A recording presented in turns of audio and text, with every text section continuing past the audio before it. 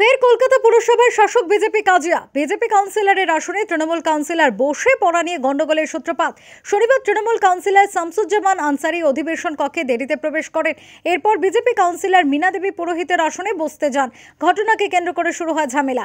বিজেপির তরফ থেকে ওই আসন মীনা দেবীর বলার পরেও সেখানে মীনা দেবীর কাগজপত্র পাশের আসনে রেখে বসে পড়েন শামসুজ্জামান।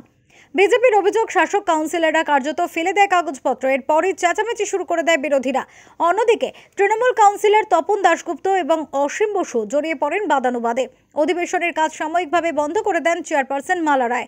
শেষে তৃণমূল কাউন্সিলর অরূপ চক্রবর্তী নিজের জায়গা ছেড়ে শামসুজ্জামান আনসারিকে বসার ব্যবস্থা করে দেন। প্রসঙ্গত, সেপ্টেম্বর মাসেও এইভাবেই উত্তপ্ত হয়েছিল কলকাতা পৌরসভার মাসিক অধিবেশন। ইচ্ছা করে করছে তো, বিনা ইচ্ছা করে তো করছে না, এরকমই তো করছে।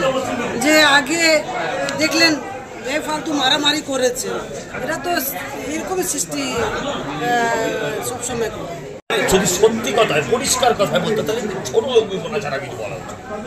আমি বুঝতে পারি ওদের মানসিক বিকৃতি কি ওদের মানে উপর থেকে নিচে অব্দি সবার। আমি যবে থেকে এসেছি দেখছি মিনাজি বসেছেন। আরে যদি মিনাজির অধিকারের জায়গা না হয় সেটা তুমি অফিসিয়ালি বলো। আমি কোথায় ভাবছি ইয়ার্কি মারছি, আমি কোথায় ভাবছি হয়তো মজা করছি, দেখছি সিরিয়াস। এইগুলো টলারেবল। আরে উনি প্রাক্তন, এই হচ্ছে মুশকিল।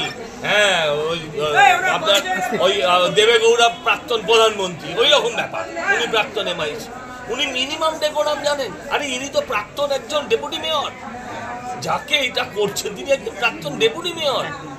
এটা মানসিক অসুস্থতা ছাড়া কোনো কিছুর লক্ষণ না। আমি যতদূর জানি ইডি সিবিআই এর খাতাতে ওনার নাম নেই। তাহলেও কেন এই অসহিষ্ণুতা, এটা ভেবে পাচ্ছি না। আরে এটাই তো বলছে, এটাকে মানসিক বিকৃতি ছাড়া যদি সুস্থভাবে করে থাকে তাহলে বলবো কদর্য মানসিকতা, এছাড়া কিছু বলার নেই।